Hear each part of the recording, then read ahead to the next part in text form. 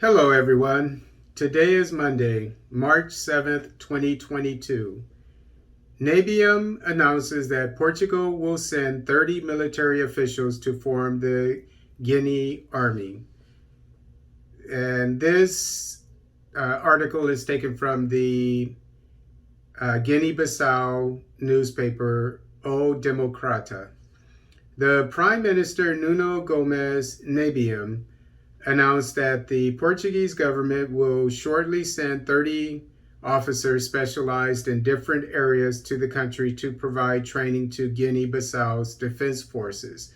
Nabium made this announcement this Saturday afternoon, March 5th, 2022, in joint statements to the press with his Portuguese counterpart, Antonio Costa, who is in Bissau for a 24-hour visit to strengthen political relations in the bilateral framework of the Community of Portuguese-Speaking Countries, CPLP, and relaunch cooperation between Portugal and Guinea-Bissau.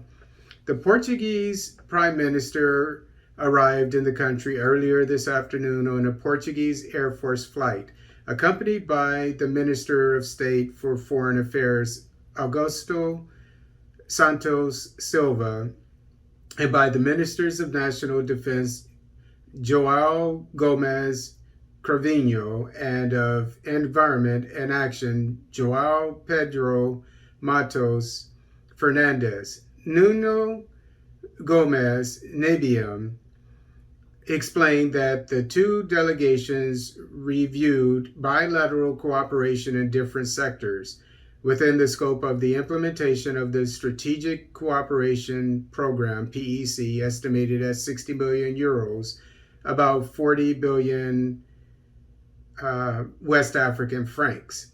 He recalled that the PEC was signed last year by the Minister of Foreign Affairs, International Cooperation and Communities, Suzy Carla Barbosa. In terms of education, the Portuguese government has made itself available to finance the construction of a school in Bissau. In the field of maritime transport, a vessel was donated to transport people and cargo.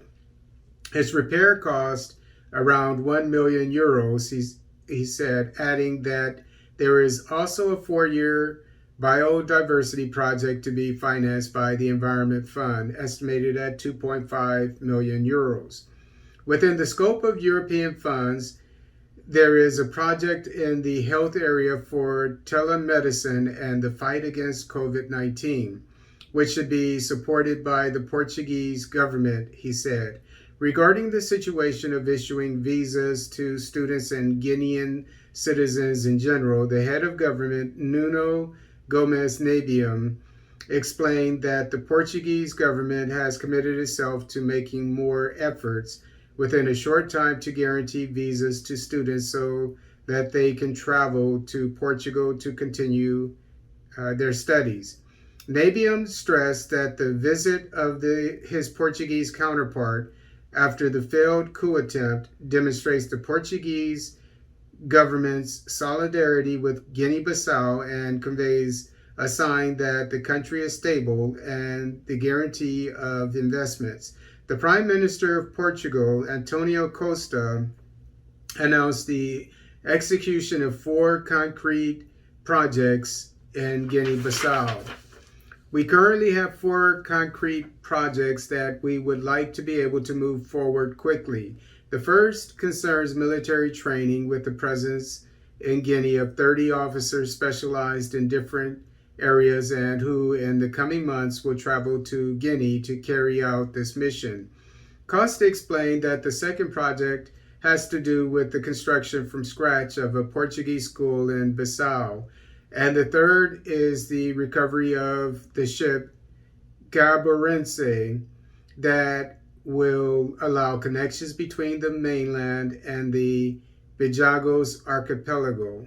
Finally, it is the study that is being developed to classify a biosphere reserve precisely in the Bijagos archipelago, reinforcing its conditions for attracting highly influential nature tourism, and which will surely be an important contribution to the preservation of natural heritage.